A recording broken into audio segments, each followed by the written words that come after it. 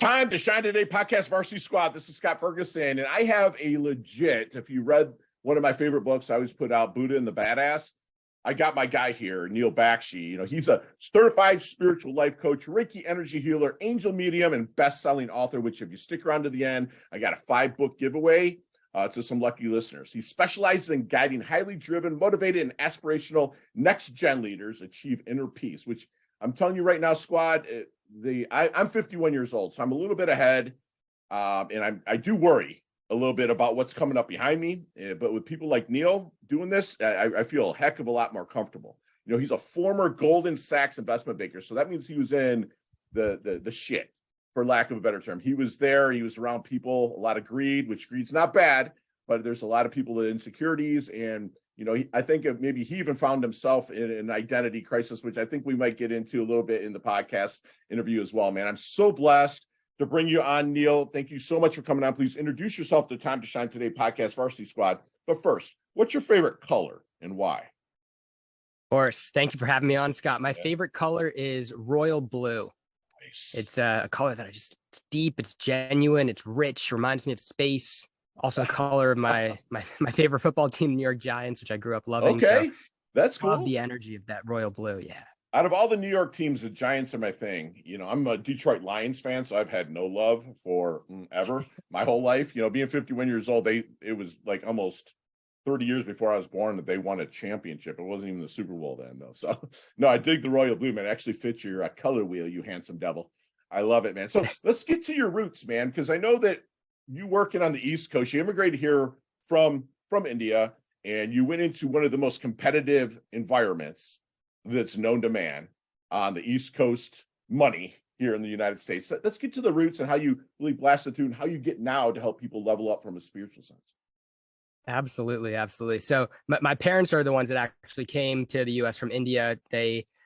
I've heard the story a million times. They came to the U.S. with $7 in their pocket. They worked super hard. They grinded. They worked and went to school simultaneously, and they really set me and my sister up for tremendous success. And seeing them work so hard and really chase the American dream and achieve that for themselves, I had always wanted to raise the bar, because when you're given that level of incredible mentorship and role modelship, I really just wanted to be able to follow in those footsteps. And so I wanted to be an investment banker since the age of 12.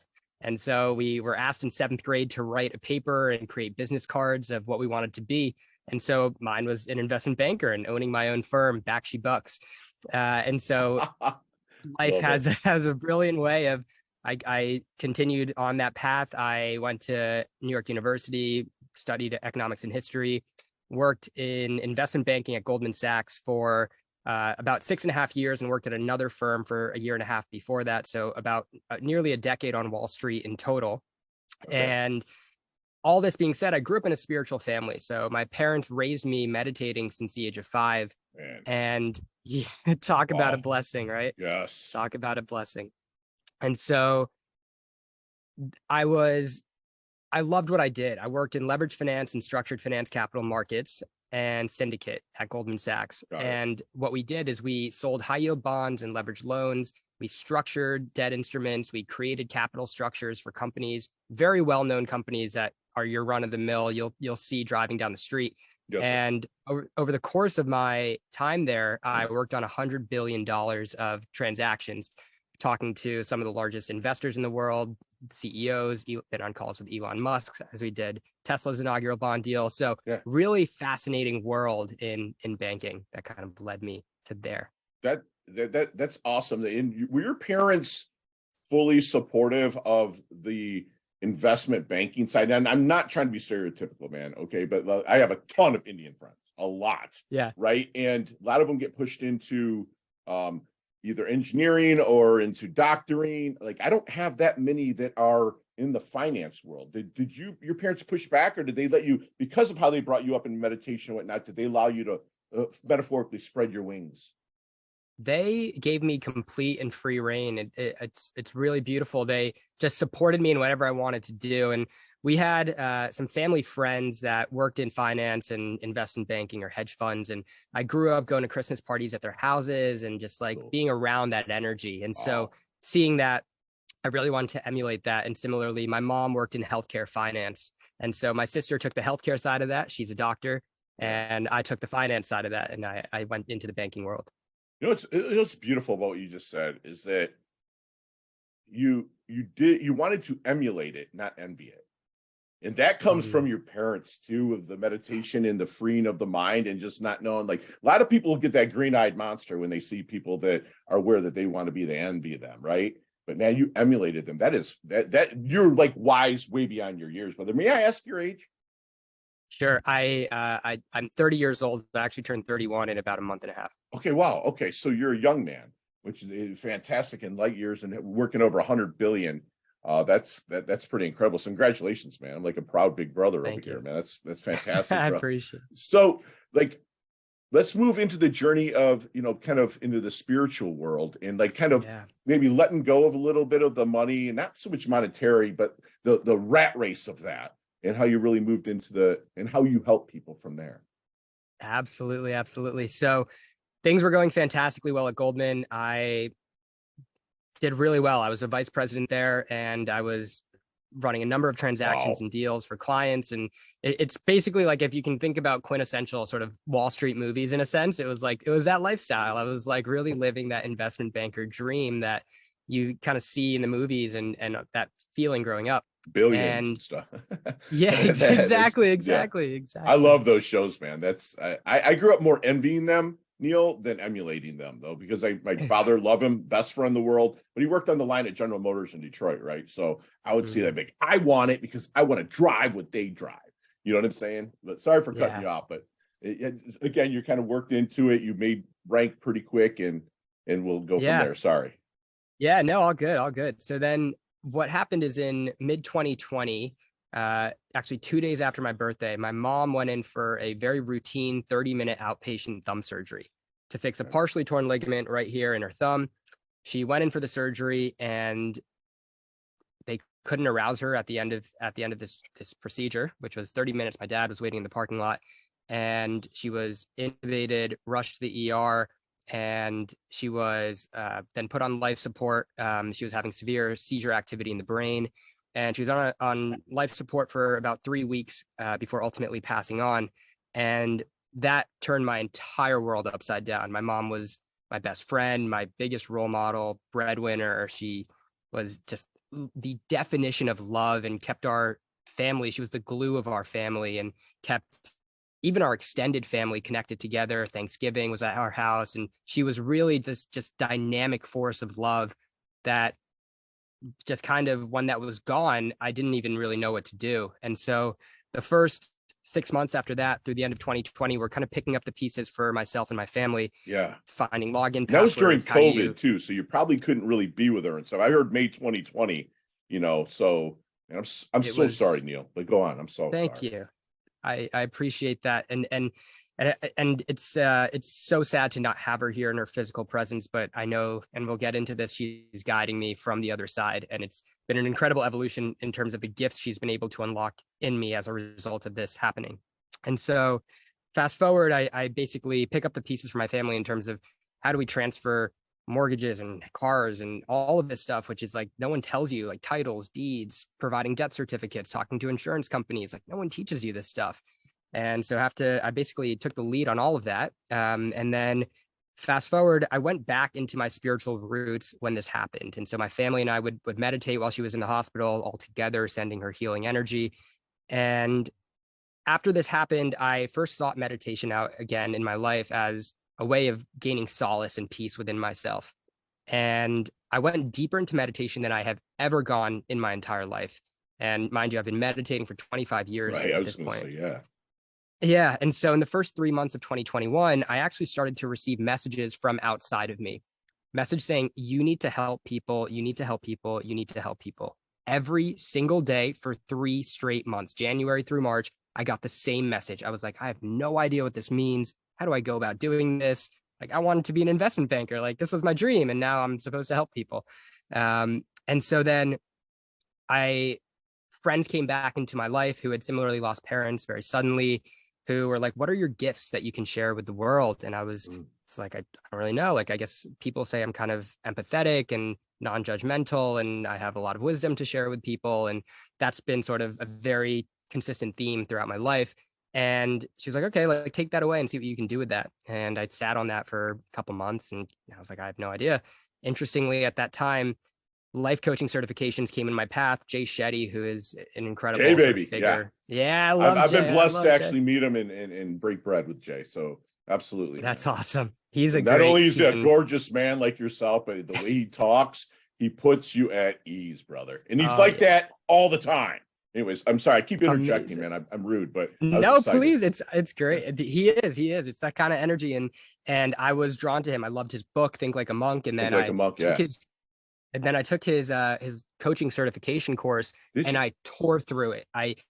I went through it within 3 months. I graduated with over the amount of necessary live coaching hours that you need. Yeah. I graduated with well over the amount of self-study hours in terms of work that you need to integrate That's awesome, yourself. Neal. Yeah. And so over like 250 hours of coursework in 3 months while working my full-time job as a banker. And yes, like that's 80 to 100 hours a week on top of that. So where did I fit this in? I didn't really go out during this time. I didn't really see my friends. It's like, I'm kind of in this mode. I'm just being led by life right now. Sure. And then I was called to work with ayahuasca in the Peruvian Amazon and work with the Shipibo. Shipibos there. And then started to learn energy healing, and then became certified in breathwork. And then all of these things just started to, instead of me pulling a dream of life behind me or climbing the corporate ladder behind me with this dream behind me saying, I need to climb up. And there's this weight and this luggage that I'm carrying up. This was a wave of just passion that I was riding. It was almost like I was being pulled forward instead of pulling forward the things that I was carrying forward. And this was just the path unfolding as I just allowed myself to surrender into saying, okay, this is where I'm supposed to go. And then the most interesting part about all of this, and kind of where the title for my book, Banking on Angels, comes from, in 2021, I started to communicate with angels, first through numbers. And I'm sure a lot of people out there see repeating numbers, angel numbers.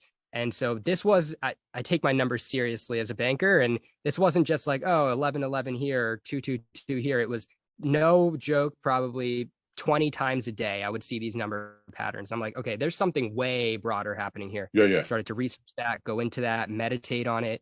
And then I started to say, okay, like there's a language here. And even Pythagoras, the Greek philosopher from 600 BC, you may remember from your high school geometry class, the Pythagorean theorem. He talks about, he's the father of numerology, and he talks about all numbers having an innate vibration. And when they're put into sequences or repeated in patterns, they carry a frequency. And then so I start to go deeper into like understanding the number language. And then I start to say, okay, if there's angels trying to communicate with me, can I receive physical signs from them? So I started to ask for signs, and I would receive them, be it either words written in a billboard or words in an advertisement or something on Instagram as I was scrolling through it, or I would go for a run in the morning and see a message written out in chalk of something that I asked for to see. And then I was like, okay, there's like something way deeper happening. Way deep. Started to pay more attention to the angel signs, rainbows, feathers, even like random songs coming on shuffle on Spotify. There's nothing coincidental, man. Absolutely. Oh no. Oh no. There's even the people you meet in your life, they're not coincidences. No way, man. Yeah. I love it. And you really work this into a coaching program now, correct? That you help people, really like level up in pretty much any situation that they may be in, correct? Like you don't have to niche into something. Like you can really help a broad spectrum. Am I saying that correctly? That is 100% accurate, because what it is, so yes, I use a life coaching framework that I learned from Jay, which is helping people get to their goals and outcomes. But I infuse a lot of this spiritual wisdom and knowledge as it relates to either angel wisdom or just, I was raised on this path of Paramahansa Yogananda, who incredible guru who teaches how to basically use scientific forms of meditation, of breath control and pranayama. And so I infuse all of and energy techniques, energy healing, how to create better boundaries from an energetic perspective, because we're here on this physical level and physical plane, but this is just the last manifestation of the thought thinking itself, which is what we are. And so that's why you create your life through the thoughts that you think, the words that you speak. It's all very, very true. Right. And so, yes, that's exactly what I do. I primarily have been working with startup founders, biotech executives, CEOs, CFOs, and it's fascinating, financiers, because they operate on a very high level on the physical plane. And then when they're able to tap in, exactly. And then when they're able to tap into the energetics behind everything, it makes everything that's happening in their life flow so much more seamlessly. Yes. Yeah. And there's a harmony that's found in what you do. You know, there's harmony versus balance. Like, I'm not a big believer in balance. I'm a really big believer in harmony. And the people that I coach and the speeches that I've given on multiple stages about harmony, where like balance is kind of zero, right? Where harmony is like, it's like, okay, let's liken it to like a jazz band where like God or spirituals, the drums, your personal growth is the guitar, the horns is your community, and on through the 8 pillars. And if one of them's out of tune, it doesn't sound that great. I'm not asking you to be Beethoven on the piano or John Bonham on the drums or Eddie Van Halen on the guitar. It's just, but you know, if you can have someone like you that can really help them build that harmonic hustle, is what I call it, you know, into their life, that's just beautiful. So let's move forward a little bit. If you're working with somebody and you're kind of in the discovery period, what is any of your secret sauce that you may use? And I know that's a really broad way to say it, but secret sauce, if you don't mind sharing, to maybe help them identify that blind spot that they have. Yeah. So a lot of it is based on this concept of a life audit. So what I'll do with people is take an extended period of time, 2+ hours, and go through people's lives in extensive detail. Like, we are examining what's happening in your relationship life, what's happening in your family life, what's happening in your career, finances, physical health, physical environment, leisure time, social life. Because what happens is, life is this interconnected wheel. And when you see where there's the biggest gaps, you can first target those biggest areas where you want to see the biggest improvement.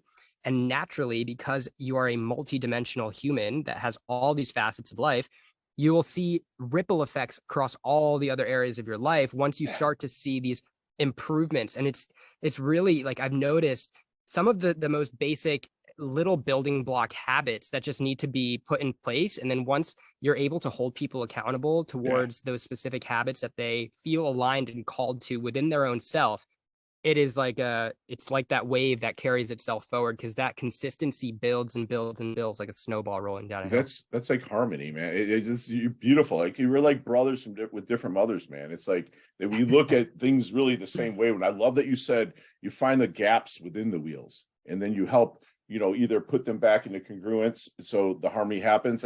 That's beautiful. So when you're working with somebody maybe still in the discovery period, Neal, is there any good question that you wish they would ask you but never do? Fascinating question. Let me give this a quick couple second thought. I'm not saying it to trip you up, because I mean, I know that in my former life, I would have been like, listen, man, like, foo-foo spiritual shit. You know, that's how I would have been. Now I'm meditating. I'm up to 7 minutes right now. For me, huge. Amazing. Yeah. You know what I'm saying? Yeah. Pranayama every Tuesday. So I get, you know, Ashtanga yoga and the Mysore style, you know, I start adding it inch by inch. It's a cinch, you know, into my life. Right. Is there any good question that when they start sitting with you, you know, that they would ask you? Yeah. So to answer your question in terms of what is a question I wish I were asked from people that they don't necessarily ask me is, how can I more deeply understand who I really am? Because the biggest disconnect I'll let that sink in for a second. How can I understand who I really am? Because deeply the biggest disconnect, baby. Yes. The biggest disconnect is we go through our lives believing that we are this story of this physical body that we live in, with all the emotional history and mental history or past traumas or incidences that may have happened, or these goals that we want to achieve. But that's just part of the narrative and the storyline that we live in, this egoic construct of this physical body. But who you really are, you're a limitless soul that has the capability and capacity to do anything. Change is the nature of matter. Changeless is the nature of spirit. Wow. Yeah, that limitless capacity to change anything. And with all of it, like, you know, I believe in coaching is everyone knows what they want, but they don't know how to talk themselves into it, right? And within their, like, the challenge resides right in that heart, right? But so does the answer. And someone like you, I can just see that light bulb going off, because you're not consulting them. You're not saying, go do this. They're actually coming up with it themselves. I can actually, you know, from a view like a fly on the wall, see your coaching session. That's just fantastic. So, Neal, have you seen the movie Back to the Future? I know you're a little young, but have you seen the movie Back to the Future? I have Okay. a while ago. Let's get in that Long time. DeLorean with Marty McFly, man. Let's go back to the Okay. 18-year-old Neal. Okay, so at 12, 13 years ago now. The 18-year-old Neal, what kind of knowledge nuggets, as we call him here at Time Shine today, what kind of knowledge nuggets might you drop on him? Not to change anything, but to maybe shorten his learning curve, blast through and level up just a little bit quicker. Yeah. It's easier than you think it is. Almost always, actually always, it's easier than you think it is. Love yourself and your body completely. You can want to continue to make changes and grow and achieve what you want to do, but it starts with accepting completely, with self-acceptance where you are, and loving that, and loving your body for what it is able to do and offer you. There was so much body shame in my life growing up, because I played football. I got recruited to play in college. I was a center and a defensive tackle. So I was 220 pounds. And there was a lot of, like, I know, talking about like Giant Indian all the man. lives, Dude. I know, all the lives I've lived. I know it's and so there was this just self-love is number one. And like, how do you cultivate that self-love at a young age is so powerful. Love it. Love it. Thank you for being transparent. Also, that you played center, because I would have never, never would have thought that ever, man. So how do you want your dash remembered then, man? The little line in between your incarnation date and your expiration date. How does Neal want his dash remembered? Life date and death date. Hopefully it's gajillion years down the line. How do you want to be remembered, brother? Yeah, and this is actually an awesome exercise I do with my coaching clients as well. It's called My Ultimate Desire. And that ultimate desire is just a few sentences boiled down into, what is your ultimate desire in life? And so my ultimate desire, I wrote this back in December 2020, after I went through all of this stuff and I started my self-love journey. My ultimate desire is to be someone who people turn to for spiritual wisdom and advice in terms of how to navigate the dualities of the material world and the spiritual world, and to be able to give back to others in all kinds of ways, financially, through guidance, through help, through love, and being someone who is able to live in love, live in service to love, and live in joy, and be that example for people to embody themselves. Because I think the greatest examples come from the embodiment of it. And so being that embodiment of loving service to others, living in joy, and allowing myself to be someone who goes through life able to handle and navigate the things that come up in a very conscientious and ease and graceful way. I love it. You like, Steve Farber, he wrote a bunch of books, awesome, fantastic coach. He said, and I hear it just coming through this microphone into my speaker ears from you, that do what you love in the service of people that love what you do. They can see that you absolutely love what you do, so they are going to be, become 100% on board. I love that. So, but Neal, what do you think then people misunderstand about you the most? Ooh, great question.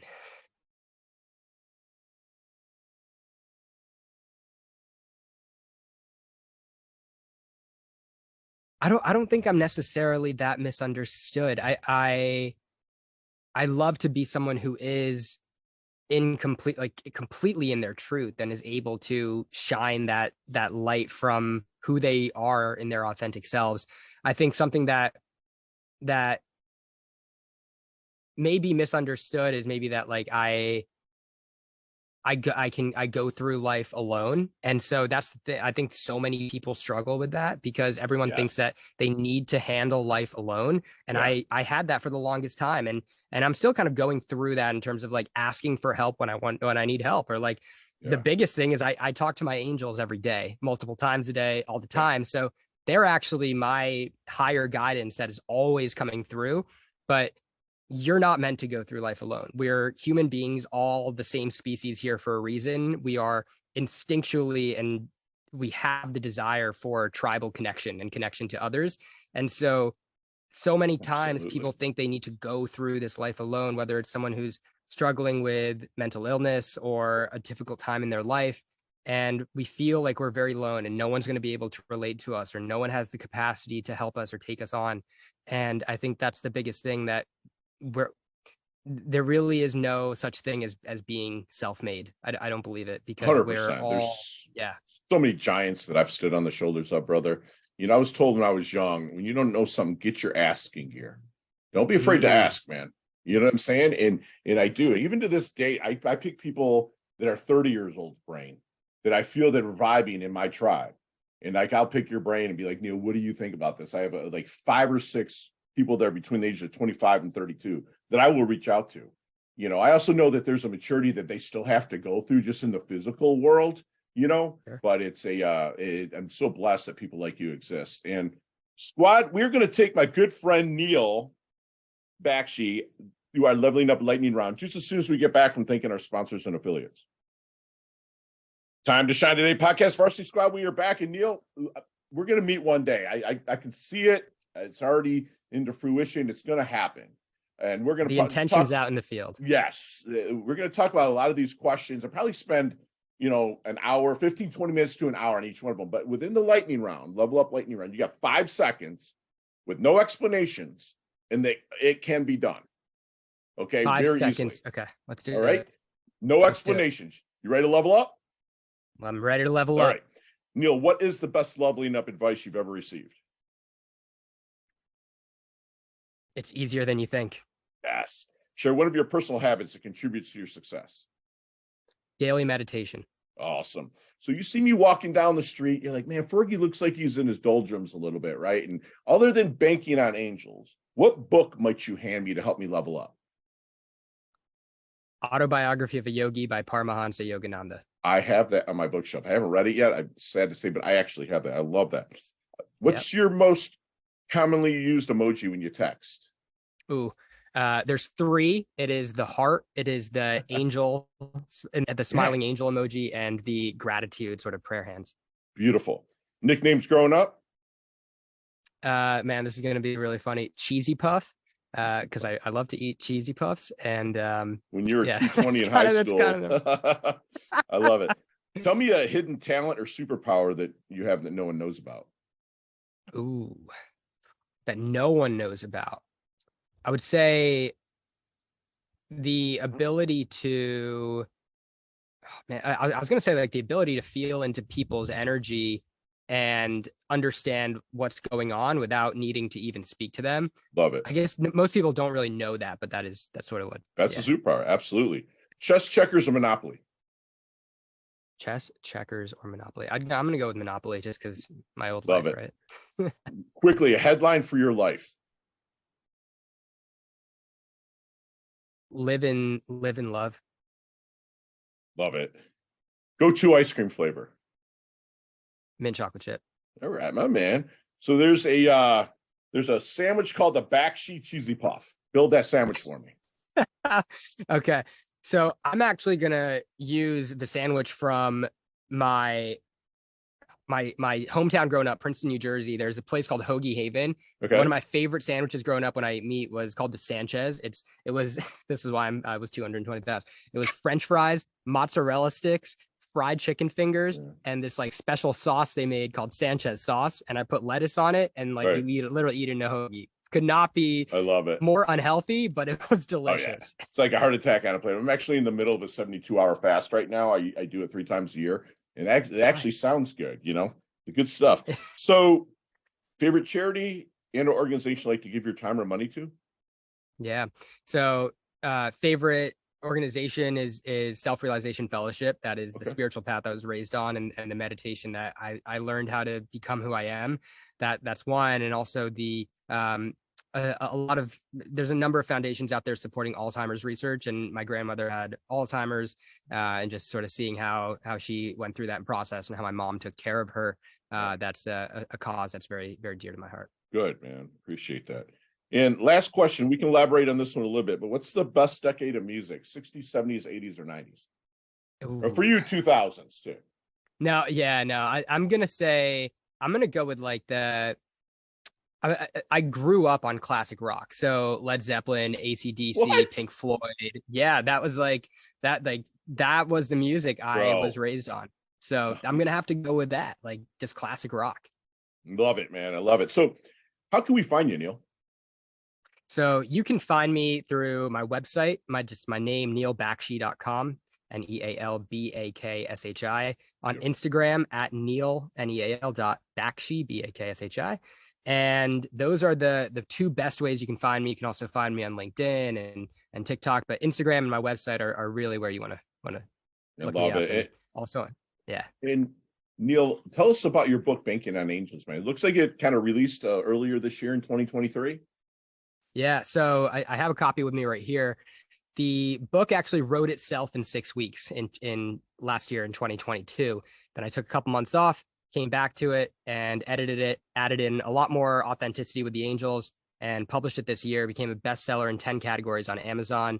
And the book is my story as an investment banker mixed with my ability to communicate with angels following my mom's passing.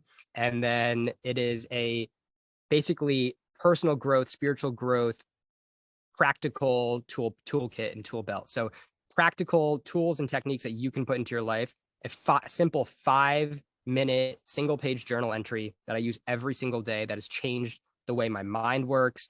It's basically a Tim Ferriss of spirituality. Love if I it. can I love analogize it. that. Yeah. I have the gratitude sandwich that my clients have to eat every day, where the top layer is your intentions, also who you're going to send good vibes to, big wins from the last 24 hours. The middle is your worries. Go ahead and list them. And the bottom is 14 things you're grateful for. And the 15 write a one sentence love letter to yourself for the day. And that can squeeze that negativity right out. So it sounds like we're kind of in alignment with what we do with the stuff. So Yes. Squad, whoever first puts, and I'll know you've listened, broad spectrum in any of our social, I don't care if it's LinkedIn, I don't care if it's Pinterest, you can text it to us at 561-440-3830. We'll be happy to get you a copy of Neal's book on Time to Shine Today's Dime. And I can't wait I'm actually going to buy it on Kindle now. He has agreed to send me a signed copy, which will go on my bookshelf, and I'm going to read it on my flight to Connecticut tonight. So, Squad, Neal, if you would, please be so kind as leave us with one last knowledge nugget we can take with us, internalize, and take action on. Absolutely. That simple nugget is lean into one thing that brings you joy every single day. That will elevate your energetic vibration. That will bring you into an ultimate state of receivership, because you'll be grateful for that thing that brings you joy. So it's a way of infusing gratitude and joy together. And then you become a magnet for the things that you want to attract in your life.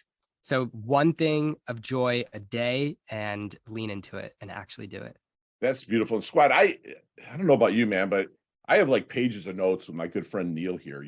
He was raised by parents that really let his metaphorical wings fly. He's raised kind of in meditation and gave Neal the free rein to really experience life. One thing that stood out, and I mentioned it earlier in the podcast, he wanted to emulate the people that he wanted to kind of be like instead of envy them. And that's a lesson that I love to teach the young people, is like, don't envy, emulate. That's beautiful. Be that person. And if you don't know how, get your asking gear. They're the people usually that have made it to where you want to go to. They're happy to kind of give you a little bit of, inch along, So, he talks about like meditating to gain solace and peace. And like through that, he received messages where he can help so many people. And he's a big believer in like the whole Zig Ziglar. To me, what I was raised on is we can get anything we want by helping others get what they want, and instead of, he mentioned, instead of the weight of luggage in his life, he started riding the passion wave,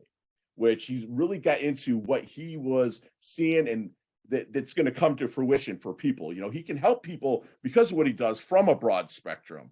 It doesn't matter what niche you might be in, Neal can definitely help you out. He believes in having a life audit, and it goes really extensive in detail. He does like 2 hours of power with his first meeting, right? He finds that wheel of interconnectedness, and Neal will help you fill those gaps and make them more harmonious.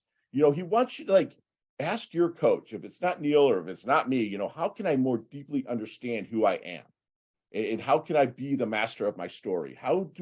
Can I have limitless capability? I mean, my guy Neal here is planting trees. He's never going to sit in the shade of. I can see it right now. If you don't know something, again, get your asking gear, and that it's easier than you think. Love yourself and body completely. Accept yourself. Self-love is huge. It's key. He lived completely in his truth, and he really wants you to do it as well. He does it for the intention, not the attention, Squad. That's what it really came through to me from this interview. And he wants you to lean into one thing that brings you joy every single day. And that's what my boy Neal does. He levels up his health. He levels up his wealth. He's humble. He's handsome. He's hungry. He's earned his varsity letter here at Time to Shine today. Thank you so much for coming on, Neal. Absolutely love your guts, brother. Thank you, Scott. Thank you for having me on. It's been an absolute pleasure, and can't wait to see the rest of your listener base continue to level up. That's awesome. Chat soon, my man.